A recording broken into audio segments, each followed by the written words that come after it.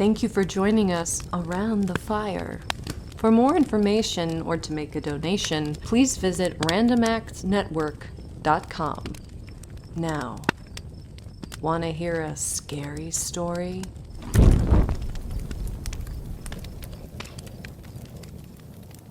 The messenger silently accepted the keys from the president of the bank and started for the stairs. Of course they wanted him to go down to the lower vaults. It was too dangerous for more valuable men. He'd been waiting on the steps, watching the human river swirling down Broadway. Few noticed him. Few ever noticed him. Everybody was talking of it. Even the president discussed it with the junior clerk. The COMET, the tail of which was set to hit at noon. But the messenger passed silently down the stairs on his assignment. Down he went beneath Broadway, where the dim light filtered through the feet of hurrying men, down to the dark basement beneath, down into the blackness and silence beneath that lowest cavern. Here with his lantern he groped in the bowels of the earth, under the world. Everything of value had been moved out since the water began to seep in, but 2 volumes of old records were unaccounted for. Drawing a long breath, he threw back the iron door and stepped into the fetid slime within.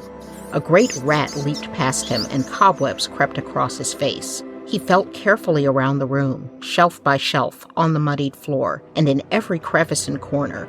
Back in the far end of the long and narrow room, on a high shelf, lay the 2 missing volumes, and others. He pulled them carefully aside when a low, grinding, reverberating crash filled his ears. Then the room was black and still. He groped for his light, swinging it around. The great iron door had closed behind him.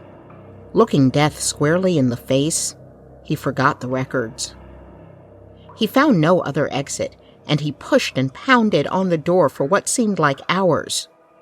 Then the iron swung again on its hinges, hitting something, unable to open all the way. He squeezed through to find the body of the vault clerk, cold and stiff. He felt sick and nauseated. The air was foul.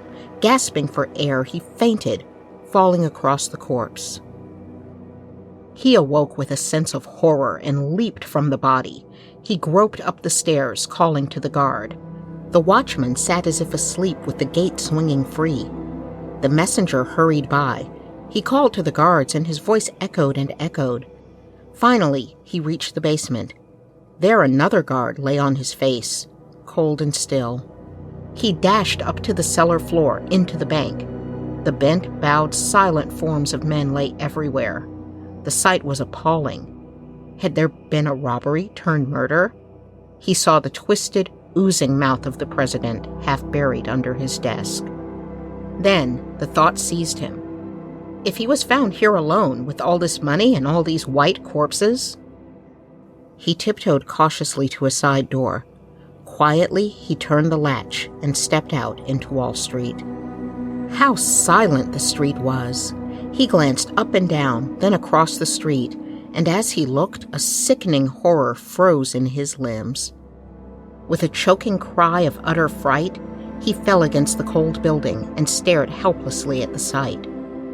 In the great stone doorway, 100 men and women and children lay mangled and twisted and jammed, as if in one wild, frantic rush to safety they had crushed themselves to death. Slowly, the messenger crept along the walls, trying to comprehend, attempting to still the tremor in his limbs and rising terror in his heart. He met a businessman, stopped in place along the same smooth wall, stone dead with wonder on his lips.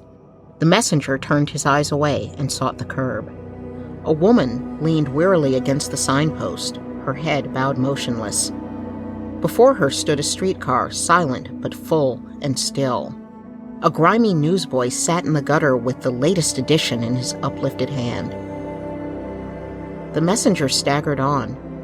Far out from a window above, a girl lay with her eyes and mouth wide, gasping. On a shop step sat a little sweet-faced girl looking upward toward the skies, and The messenger could look no longer. The terror burst in his veins, and with a great gasping cry, he sprang forward and ran, shrieking and fighting the air until, with one last wail, he sank into the grass of Madison Square. When he rose, he gave no glance at the still forms on the benches, but, going to a fountain, bathed his face. He quietly gripped himself and thought the thing through. The comet had swept the earth, and this was the end. Was everybody dead? He knew that he must steady himself and keep calm, or he would go insane. He walked up Fifth Avenue to a famous restaurant and entered its gorgeous, ghost-haunted halls. He beat back the nausea and, seizing a tray from dead hands, hurried into the street and ate ravenously, his eyes closed to keep out the sights. As he forced food down, he realized, yesterday, they would not have served me.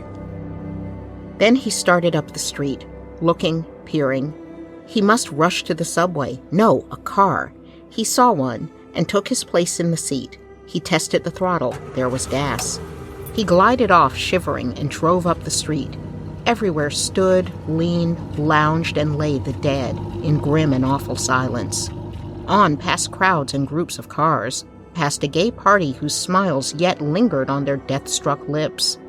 He came back on Fifth Avenue at 57th and flew past the plaza, when he heard a sharp cry and saw a living form leaning out an upper window. The woman screamed for an officer before the words trailed off into hysterical tears.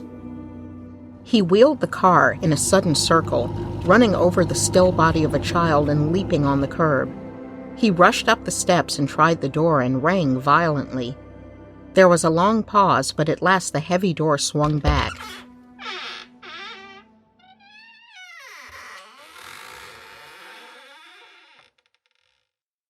She was a woman of perhaps 25, rarely beautiful and richly gowned with darkly golden hair and jewels. They stared a moment in silence. She had not noticed before that he was black. He had not thought of her as white.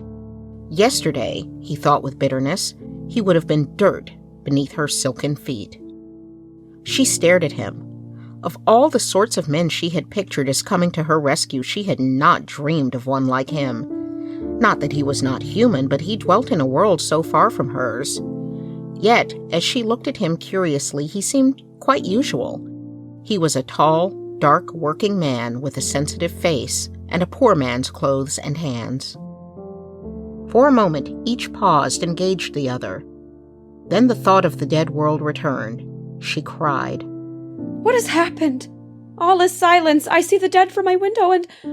She dragged him to his sitting room, where a maid and butler stretched in quiet, everlasting sleep. I had been shut up in my dark room developing pictures of the comet which I took last night. When I came out... The tears streamed down the woman's cheeks, and she clung to his arm tightly. What has happened? He answered slowly. Something, comet or devil, swept across the earth this morning, and I have searched, and I have seen no other living soul but you. She gasped, and they stared at each other. My father. Where is he? He started for the office in the Metropolitan Tower. Leave a note for him here and come with me. We will go, but first we must go to Harlem. Harlem? But then she understood. There's a swifter car in the garage. I don't know how to drive it. I do. In 10 minutes they were flying to Harlem on the wind. They took a turn on 2 wheels and slipped with a shriek onto 135th. He was gone but a moment. Then he returned, and his face was gray. He placed something into his pocket. You have lost somebody. I have lost everybody. Out of the park and down Fifth Avenue they whirled. In and out among the dead they slipped, needing no sound of the car horn. The Metropolitan Tower was ahead. Exiting the elevator car, they found the door of the office open. On the threshold lay the stenographer and, staring at her, the dead clerk. The inner office was empty, but a note lay on the desk, folded and addressed. Her father mentioned leaving with Fred for a spin in his new Mercedes. She cried nervously. We must search the city. Up and down, over and across and back again. On went that ghostly search, from Madison Square to the Williamsburg Bridge, over Brooklyn, from Morningside Heights. Silence everywhere. What can we do? It was his turn now to take the lead, and he did it quickly. In 15 minutes, they were at the Central Telephone Exchange. The grim switchboard flashed its metallic face in cryptid, sphinx-like immobility. She seated herself on a stool and donned the bright earpiece. She looked at the mouthpiece. She had never looked at one so closely before. It was wide and black, pimpled with usage. It looked... She beat back the thought, but it looked like... She turned her head and found herself alone. She spoke into the mouthpiece. Hello? She was calling to the world. Someone must answer. Hello! She called and called until her voice rose almost to a shriek and her heart hammered. Her voice dropped to a sob. She sat stupidly staring into the black and sarcastic mouthpiece, and the thought came again. For the first time, she seemed to realize that she was alone in the world with a stranger. With something more than a stranger. It was awful. She must escape. She must fly. He must not see her again. Who knew what awful thoughts? She gathered herself and glided into a side hall, shrinking back. The hall was filled with dead women. She leaped to the door and tore at it with bleeding fingers until it swung wide. She looked out. He was standing at the top of the alley, silhouetted, tall and black, motionless. Was he looking at her or away? She did not know. She did not care. She simply ran and ran until she found herself alone amid the dead and towering buildings. She stopped, looking behind and sideways, startled by strange sounds. Voices? No. The wind? She wondered if she was the last woman left. Suddenly, she craved the company of the strange man once again. She whirled and flew back, whimpering like a child, until she found that narrow alley again and the dark, silent figure silhouetted at the top. He said nothing as he helped her into the car. Now he seized the wheel. She wondered at the quickness with which he had learned to drive her car. It seemed natural. They looked into each other's eyes with unspoken thought. To both, the vision of a mighty beauty, of vast unspoken things swelled in their souls. But they put it away. Returning to her father's office, they gathered rugs and chairs. Leaving another note, they ascended to the roof. He set food before her and wound her in a shawl, touching her tenderly. She looked up at him with thankfulness in her eyes. He watched the city. She watched him. Have you had to work hard? Always. How foolish our human distinctions seem now. Yes. I was not human yesterday. She looked at him. And your people were not my people. But today... She paused. Slowly, the mighty prophecy of her destiny overwhelmed her. She was no mere woman. She was neither high nor low, white nor black, rich nor poor. She was primal woman.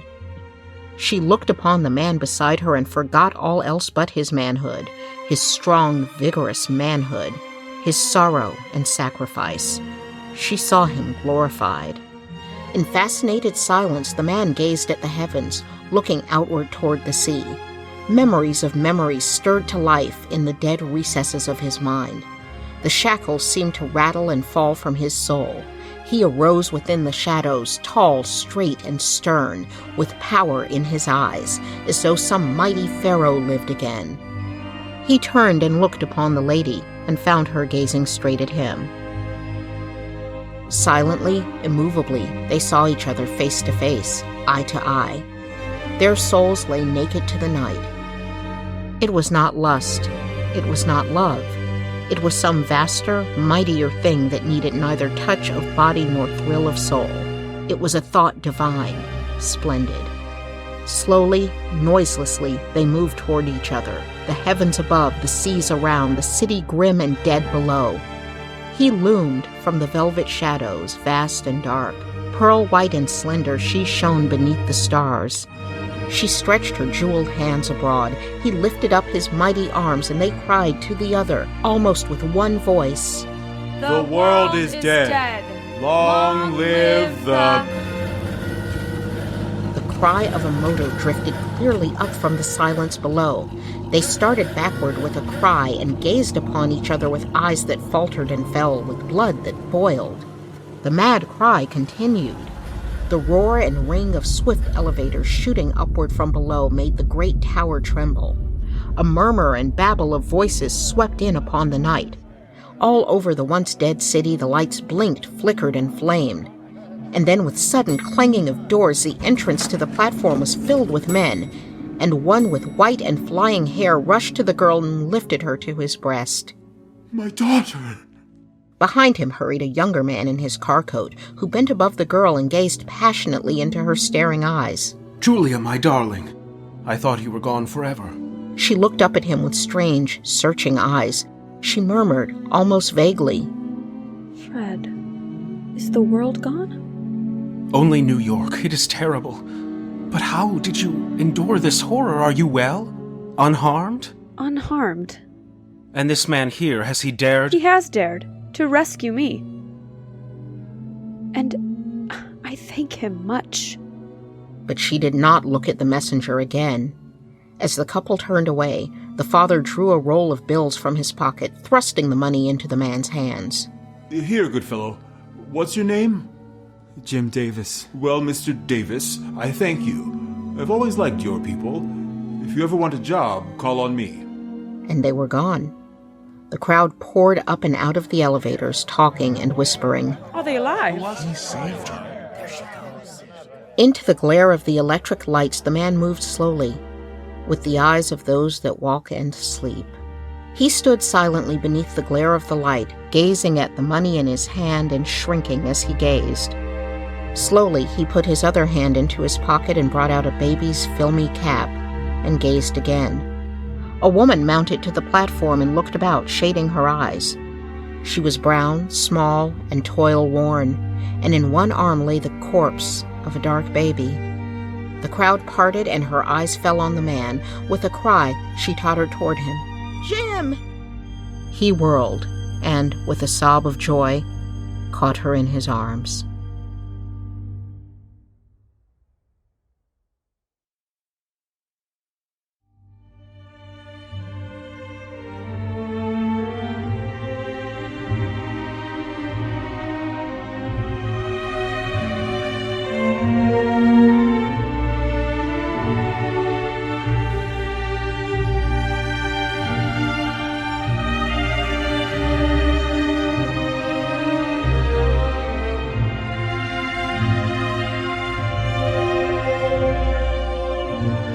The Comet by W.E.B. Du Bois. Told by Terri Lynn Hudson. Featuring Aaron Holland, Ashlyn Seehafer, and Bryan Renaud.